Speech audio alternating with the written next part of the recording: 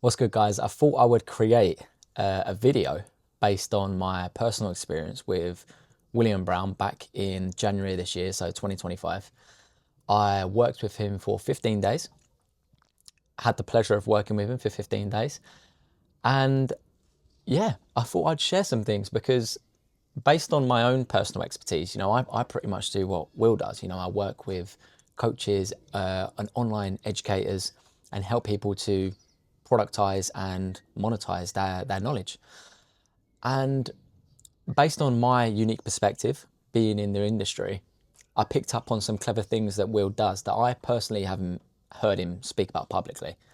So I thought it'd be cool to talk about his sales funnel, his customer journey, the onboarding process, what it was like to work with Will, as well as some of the little details that maybe the average Joe might not pick up on that could help you as a founder yourself to have the edge, right? To stand out and kind of make some positive changes to what maybe you're currently doing.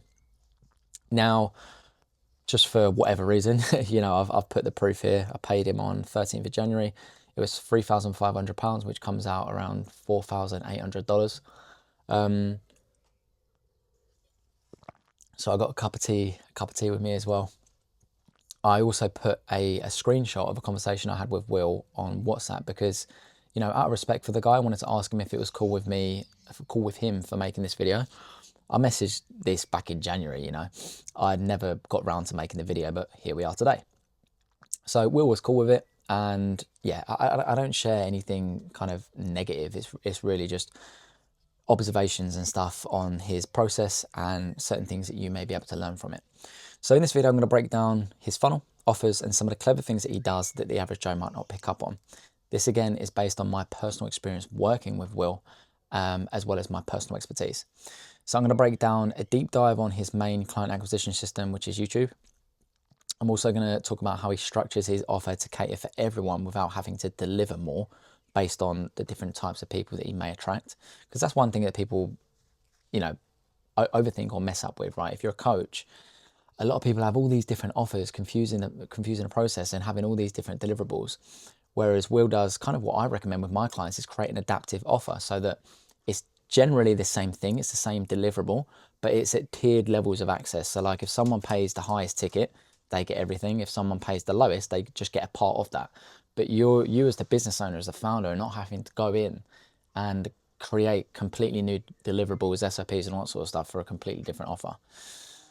Another thing I'm going to break down is the clever yet subtle tactics that he implements, which make all the difference. And this could be with regard into the way that he positions himself, the way that he structures his offer, the way that he delivers it, whatever that may be.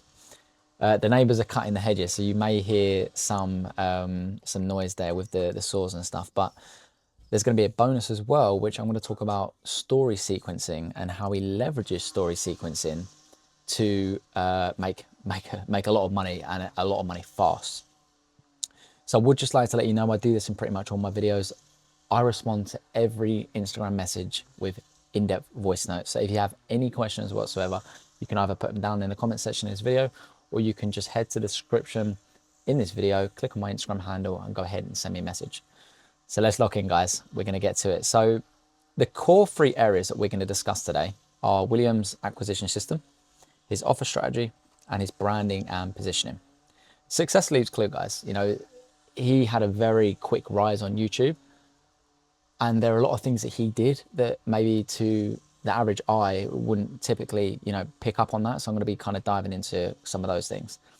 So, it goes without saying, it's pretty obvious, but William Brown's core acquisition channel is his YouTube channel, right?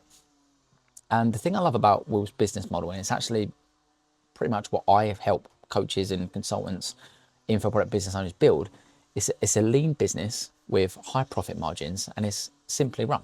There's no overcomplicated funnels or strategies or systems that he has to implement. All Will does is sticks a camera on, talks to the camera, posts it on YouTube, sends people through to a page where they can book a call. He has a closer. So let me walk you through the process now, right? His YouTube goes through to a landing page. You have a call with a closer. Again, I've obviously been through this process. And then you get added into a WhatsApp group with that closer. The deal then gets settled or closed, and then you get added to a WhatsApp group with Will, and you get access to his program and all that sort of stuff. I'm going to break down the offer a little bit later in the video, but we're going to dive into the YouTube channel and maybe pick up on some things and explain some things that you haven't thought about or picked up on with regards to the way that he positions himself and brands himself.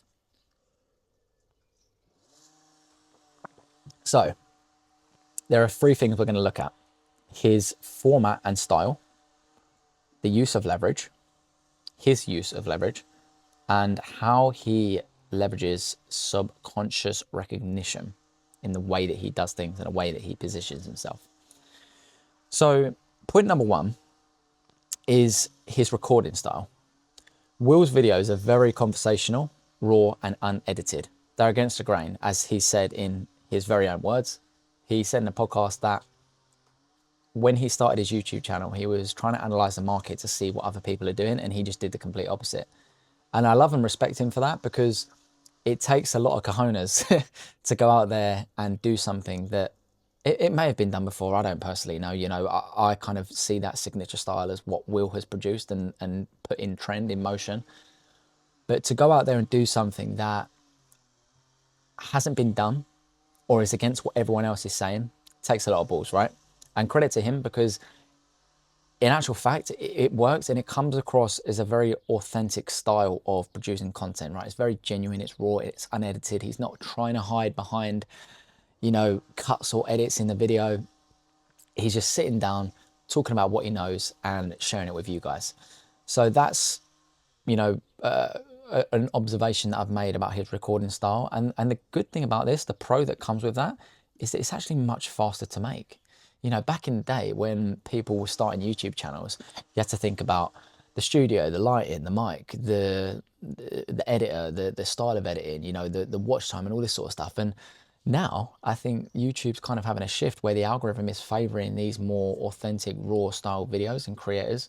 And it's good to see, because it means that in our industry, you know, helping people to build and productize and monetize their knowledge, it's a lot easier for these guys and these individuals to go out there, get their message across, and start, you know, just getting their name out there. Another thing I've observed as well is that Will's videos have a very consistent visual flow. And I'm also talking about in terms of the way that he actually records things. Now, the reason this is good is because every time you click on a William Brown video, you know what to expect. And this could potentially increase average watch duration, because people know what they're signing up for when they click on a William Brown video. And the reason why I thought of this is because I made myself dinner the other day, right? It was probably about 7, 8 p.m. I had the house to myself, so my kids and my partner weren't there that night. And I made myself dinner. I sat down on the sofa and I was like, do you know what? I'm just going to chill and watch a William Brown video. And I didn't think much of it. I knew what I was getting in for. I knew what to expect, and there was no expectations. I just sat down, clicked the video and watched it. And the reason why I think that can increase average watch time is because you're not giving anyone any surprises. You know, if they see your thumbnail, they see the title, they're like, okay, he's going to talk about this topic in this way. I'm familiar with this. I like this. Let's watch it. Instead of like the thumbnail being different to the video and then the video being different to every other video you've recorded, you can kind of see how when the expectations are met, people will sit down and choose your video because they know exactly what to expect. Another thing as well is that Will's videos are created with passion. So there's a certain energy that comes across in Will's videos that makes, and you can kind of feel it, right? And he actually said this in a video, he makes his videos because he wants to and not because he has to. And I can't tell you how much that, you know, just that general mindset helps when it comes to not only producing content, but just running a business. You know, when I first started my business for the first probably like 2 years, I was just in, but do you know what? It was probably even longer than that, I'll be real. I was in survival mode, you know, and everything that was happening or every call that I had, or, you know, I had to make it work. And operating from that mindset gives off an energy. You know, people feel that desperation. People feel like and know that you need to make this happen. And that's not a good place to create from. That's not a good place to attract or to materialize anything from, right? And in content, the reason why content works is because of the law of reciprocity, right? You're pushing things out there, you're giving value with no expectation of anything in return. And he does it perfectly, right? He sits down, he passionately creates these videos, and he doesn't expect anything in return, genuinely, from an actual internal state, right? So that is, you know, a positive thing for the way that his videos come across, for the general people watching them.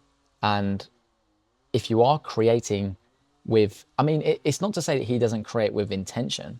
You know, obviously in the back of his mind, you know, there's an intention to share this knowledge and acquire customers and grow his business from it.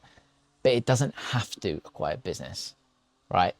So there's the key difference. So another thing as well is William Brown's title strategy. Will's titles are often very simple. You know, they're similar to something you'd message a friend. And the reason why this is good is a couple of reasons, actually. So pattern interrupt, firstly. Most YouTube titles, I mean, people are getting a little bit better. They're following the trend of the simple kind of titles like this. But historically, most YouTube titles scream, I need to sell you something, or they scream marketing, right? They're created in a certain way with a certain framework. You know, forget all of that. Let's pattern interrupt. Let's make something different. Let's just create a title as if I'm talking to a friend or I'm sending a message to a friend. And this works very, very well. Also, authenticity bias, you know, it shows that he hasn't put too much effort or thought into making this, and it's raw, it's genuine, it's honest. There's no, you know, real strategy or framework behind what he's writing, which can also help. And there's also a level of emotional investment / relatability. You know, people can relate to that raw style, and in some cases you can write it in a way that kind of gets people emotionally invested, right? Like, oh, what you know, what is this video going to be about? You know, if I absolutely had to make $3,000 in 7 days, I'd do this. Or I lied to myself about being rich until it came true. Like, there's all these kind of titles that, like, very good titles, by the way, titles that reel you in emotionally. Like, I need to see what this video is about. So that's another thing. Now, moving on to use of leverage. We've gone through format and style. That's the general format and style observations that I have. I do have a little bit more on positioning and how he positions himself and stuff like that in just a moment. But talking about leverage. So Will leverages his unique experience. And this is what I would recommend anyone does that has a personal brand. You're either going to leverage your unique experiences or you're going to leverage your unique personality, right? One of the two, and there's a lot of subcategories within that. But he leverages his unique personal, Will leverages his personal and unique experiences to build authority, credibility, and trust. Now, when you have really done something extraordinary, why not talk about it? And it doesn't have to be something that's extraordinary, right? I'll give you an example of a video I recorded the other day. You know, we helped a client to build a Instagram authority funnel that now makes them $80,000 a month. I'm using my unique experience in having done that with a client to create a video. Now, there might be people out there that have done that, or they might just not be posting about it. But nonetheless, I'm using my unique experiences to create videos. Same with Will. He sold his education business to a private equity firm for millions. And he is using that unique experience to build trust, credibility, but most importantly, in some cases, it enables you to build a moat around your personal brand that no one else can replicate, because people can't copy you because you are you. And there are some people that will buy from you and buy from nobody else. And there are some people that might buy from somebody else but not buy from you. And this is why it's important to be authentic and just share your unique experiences that no one else can copy or mimic, because that's what makes you you, and that's what enables you to be a one of one. What he also does as well, and not everyone can do this depending on what stage you're at, is leverage reputable names that you've worked with. And he does this very well. And the way in which he does it is very subtle. What you'll notice is that he doesn't say, you know, my client made 200K a month or whatever. He just leverages the name like we've got here. See if I can get it up. Yeah, so look, it says how this fitness coach became a millionaire in 5 months, full guide. So he's not like looking like he's going to sell someone and say, how my client made XYZ a month. He's creating the video as if it's not even from his channel, right? You wouldn't even think that's a William Brown video if you didn't know who William Brown was or you didn't see the name of the channel posting it. And this helps by leveraging the name, but also leveraging the market, right? The industry. Because there are going to be other fitness coaches who see that and they're going to be like, man, I wanna work with this guy, right? Because obviously he helped XYZ to do XYZ, blah, blah, blah. So he doesn't only leverage these names, but obviously he's doing it because they're his clients. So you're not just going to go out. I mean, you could. I mean, you could go out there and create a case study on someone who's, successful and then kind of tie that into what you're doing potentially. I don't know. But Will's doing it because they're his clients, right? And this is an incredibly powerful way to build trust and demonstrate expertise because, again, it creates a moat around your personal brand and the methodology that you teach. If you're working with these, high profile individuals, you got to rinse it. You got to talk about it, right? Because there's leverage in that.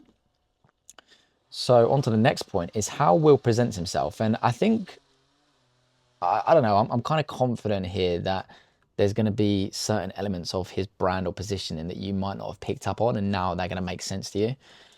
So we're talking here about subconscious recognition. And in this day and age, right, although it has never been easier to make money online, it's also getting a little bit harder to stand out because there's so many people saying the same shit over and over again. And you kind of almost go a little bit numb to it. Market maturity, market sophistication kicks in. You've seen certain things so many times, you almost get a little bit numb to it. You stop listening to it. Will presents himself in a very unique way that kind of creates a picture that you can't forget. Every time you see it, it's very consistent. And I'm going to dive into that and dissect it. So one thing he does is he holds his coffee cup like this in the majority of his videos. He don't even drink from the damn thing. I don't think I've seen him sip the coffee cup once.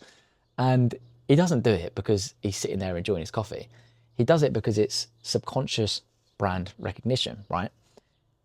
His picture on YouTube, for crying out loud, like if we go back up to, his display picture on YouTube is him holding the cup like this. So that just goes to tell you everything you need to know, right? But anyway, he holds his cup in the same way in the majority of all of his videos, right? You're going to start to see this guy popping up on your feed holding this damn coffee cup in the same outfit as well. Again, brand recognition, white t-shirt, Dubai background, ClickFunnels black on the wall, coffee in hand, day date on the wrist. You're going to start to remember all of these things, right? Another thing he does as well is he has the same intro on every video I've listened to anyway. And he goes, hey guys, it's Will. And in today's video, XYZ, that was a good imitation there. But all of these things matter, right? Even down to the same or similar setting and scenery, down to even, one of the clients that Will's worked with, Nero Knowledge, you may or not be familiar with him. Black dude who wears a white vest, glasses, do-rag, doing whiteboard sessions. Like, you can't not see that image so many times and not think, man, who is this guy? Like, I've seen this guy pop up on my feed so many times now. I need to look into this. I need to watch one of his videos. And it's not to say that this is how you should do things. It's just what's worked for Will. I'm not going out there and saying, try and find a way to make all your thumbnails the same or, have a certain thing that you say in the beginning of the video. It's just paying attention to subconscious recognition and creating patterns that people start to recognize over time, which piques curiosity and interest. And, after seeing these thumbnails pop up on your feed a few times, you'll recognize him and obviously that'll spark curiosity. Whether it's for himself or his audience, I think this thing here, where he has the same intro, could be creating an emotional anchor each time he repeats that. So you'll hear this a lot in like sales and stuff when you're trying to channel into like a certain emotion or a state. You can create anchors, right? And people do this through smell. They do it through, sound, physical, exercise, whatever it may be. It could be his way of getting ready to sit down and record a raw video.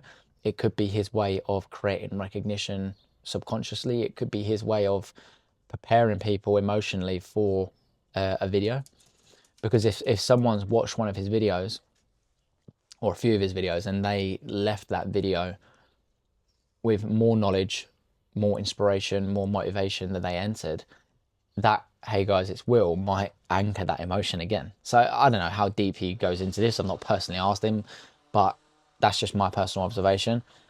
And yeah, again, one thing I think which is often overlooked with the decisions that he's making here, it eliminates decision fatigue, allowing you to focus on what matters. Really and truly, what you're wearing, where you're recording a video doesn't matter too much. Like, obviously, the nicer the background, maybe people might be more interested to look. I don't possibly know, but I think what people care about most is what you're saying and the information.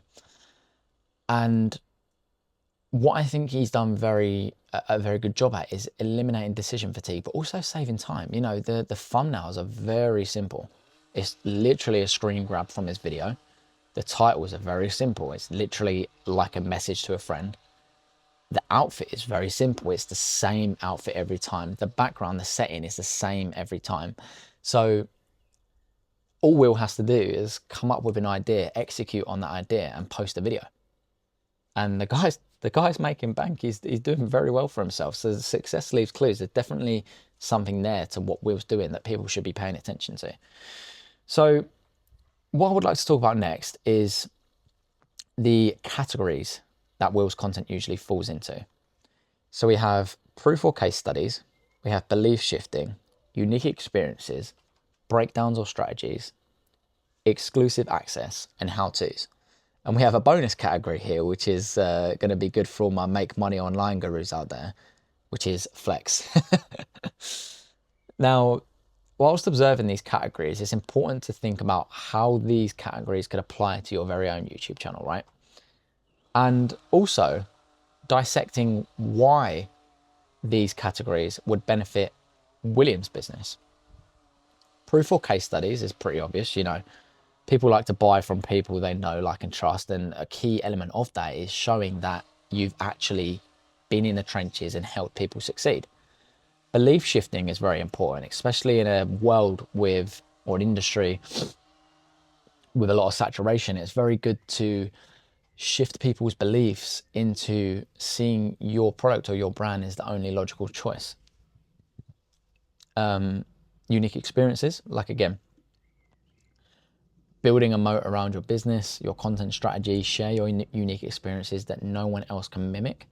Breakdowns and strategy, they're very good for, you know, demonstrating expertise, showing that you're an expert in your field. Sorry if you can hear the noise right now of the hedges getting cut next door. And exclusive access. Now, I really like these videos, and I've actually pretty much watched all of his videos where he does this, but Will host masterminds. And as part of that mastermind, he might have a camera in the corner of the room recording what either he's saying or presenting, or one of the attendees that are there. And this is good. And I like the way, if you look at his title strategy, it's pretty clever, right? Secret recording from a millionaire-only mastermind. Please do not share. $200,000 of value in 52 minutes. I usually charge $10,000 for this, but you can have it for free. You know, it all screams exclusivity, and it works, right? Because it positions your content and gives it a higher perceived value, right? So people are gonna be like, oh man, I need to see this because he's gonna be dropping some value in this. And then we got the typical how-tos, right? How to run ads that get you high-paying customers, how to choose a niche, and what to teach to make 10K a month from home. Now, a bonus category, which I want to say that, like, back in the day, when the online guru space was, you know, first becoming a thing, you could go out, rent a Lambo, rent a Rolex, post some videos, and people would throw money at you because they were like, oh my God, you know, this guy is super successful. Like, I've got to learn what he's doing, because people were like selling the lifestyle, right? And selling the lifestyle still works, but I don't think it's as effective as it used to be. But what Will does here is he's not just flexing, you know, it's a humble brag, right? But it's also positioning him above his competitors, and not even necessarily maybe with that intention, but he's doing it without realizing, right? I brought my dream villa in Bali. You know, not many people can just go out and drop millions in cash on a villa in Bali, right? So he's going to use that unique experience and leverage that to do a humble brag video, which in theory it appeals to the masses, right? It goes against what Will's intention is of building his YouTube channel, which is a very strategic based YouTube channel where he posts business related content. And that is his intention based on, you know, what I've heard him talk about. But he will occasionally do these videos because, again, it's unique experiences that he can share, but it just shows that he's, you know, ultimately successful. He walks the walk and all that sort of stuff. So it's definitely important to also share this stuff without overdoing it. I think depending on the audience or your industry will depend on how successful this type of content will be. In the make money online space, this content is top tier. You know, if you're selling the lifestyle rather than focusing on selling the product, it can work really well doing this type of content. Now, I'm going to go over William Brown's clever offer structure. So a couple of observations just based on the program that I joined and worked alongside Will on. So like I said, I went to a landing page, I booked a call, I had a call with a closer, and then I got added into a WhatsApp group chat with that individual, and he basically walked me through the offer. I mean, you can go through and read this. What I would like to say as well is I paid, you know, £3,500 British pounds for this for 15 days, but I think he did increase his prices, so they may not be this price anymore. I don't know. Now, what this basically comes with in terms of deliverables is limited time access to Will's program for those 15 days, one-to-one calls with Will, and you can see he does mention in here somewhere that the calls are unlimited, right? Yeah, look, so personalized one-on-one Zoom calls with Will, in brackets, no limit. So, I mean, you would kind of assume from that you can book as many calls with Will as you want during those 15 days, which is a correct assumption to make, but I'll dive into it a little bit deeper in just a moment. Now, number 3 is that you get WhatsApp access to Will anytime you need him, which is pretty cool, right? You get added into a group with Will, you can message him when you need him. So here are my personal notes and observations based on my experience. So the experience through the sales process, I think one thing to make note of and observe is that the convenience through WhatsApp is probably intentional, right? Because wealthy people value speed and efficiency because they value their time. They don't want to be added into these Slack channels where they got to like use these softwares they may not be familiar with, and it just adds more resistance and friction to actually communicating with the people or the person that they pay to communicate with. Rich people love simplicity, speed, and efficiency.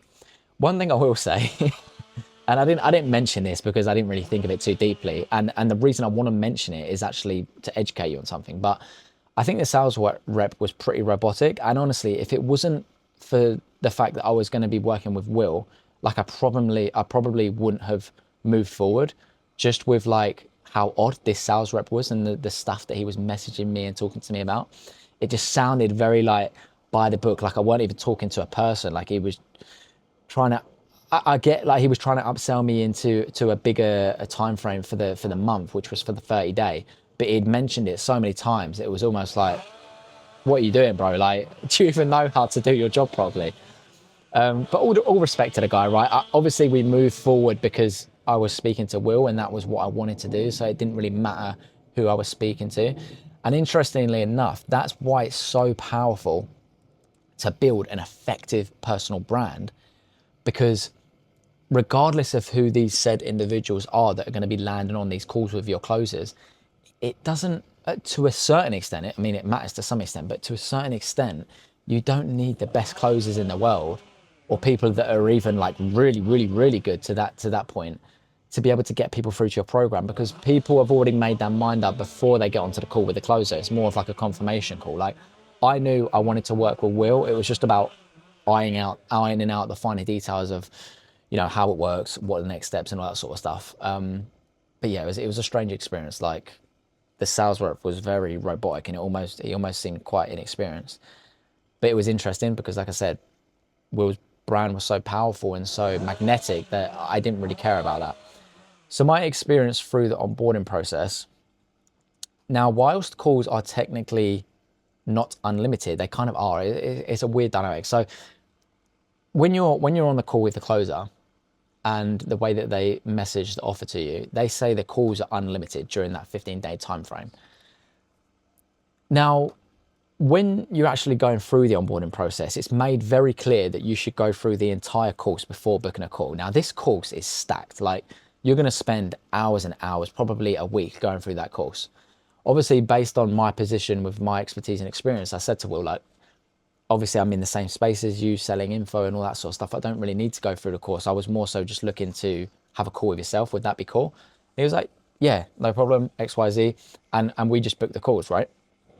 But he also emphasizes how calls should be booked when you need them, and to really think on that, right?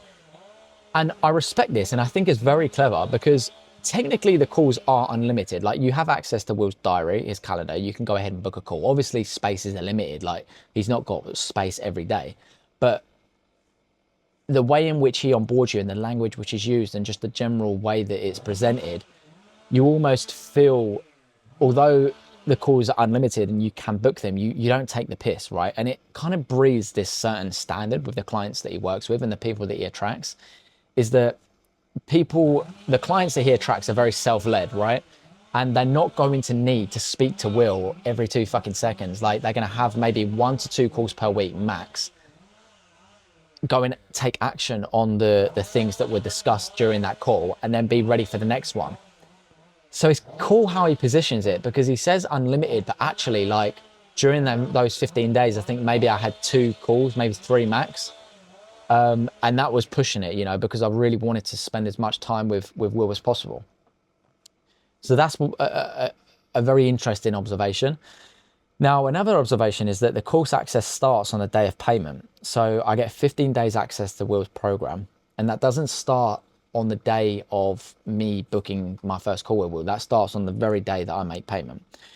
So this encourages people to take action and not waste any time, which again breeds a certain expectation and standard with the clients that Will attracts and works with, right? And I kind of like the fact that the course is limited.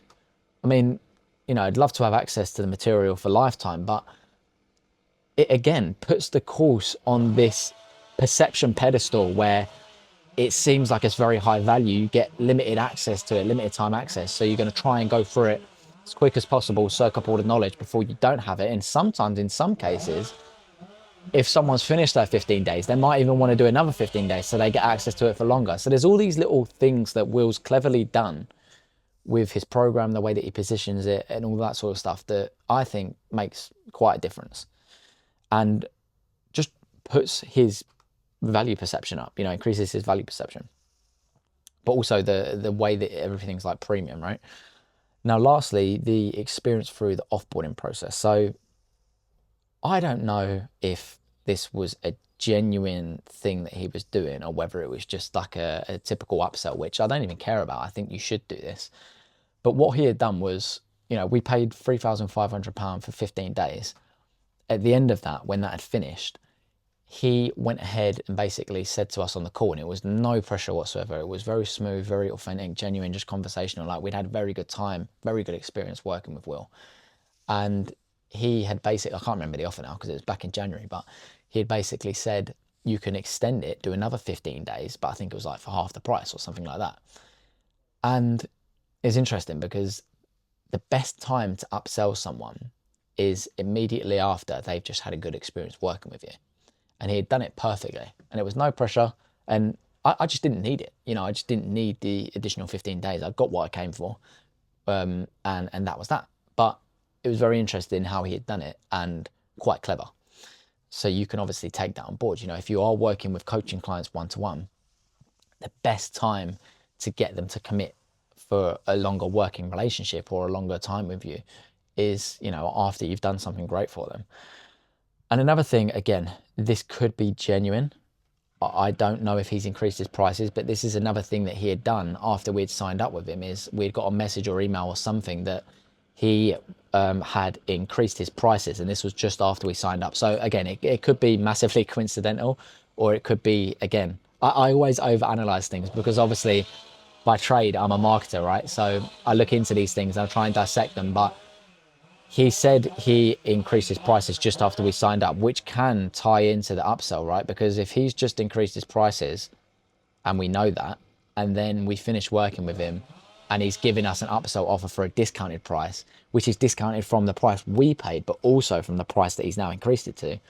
Again, you're using all these different price anchors, which I could be completely over analyzing this. He could have genuinely had a discount for that certain upsell for a limited time, and he could have genuinely increased his prices. But again, there's still ideas for certain things that you could potentially adopt in your own business, right? And as time goes on, you know, you should be thinking about this as a coach. As time goes on, in order to continue to show up in the best way possible, you must value your time and you must increase the barrier for entry to a certain extent. If you get so busy, you must increase the barrier for entry to not only improve the quality of the people that you're going to be working with, but to also remain fulfilled. You know, the one thing that gets to anyone in business is that, you know, they started because they're excited, they're passionate about something they want to do, but then they might end up getting burned out and actually building a prison rather than a business. So Will did this. It was a very smart move, and I respect him for it. And that's pretty much it, guys. If you have any questions whatsoever, drop them down in the comments or message me on Instagram, as I respond with in-depth voice notes.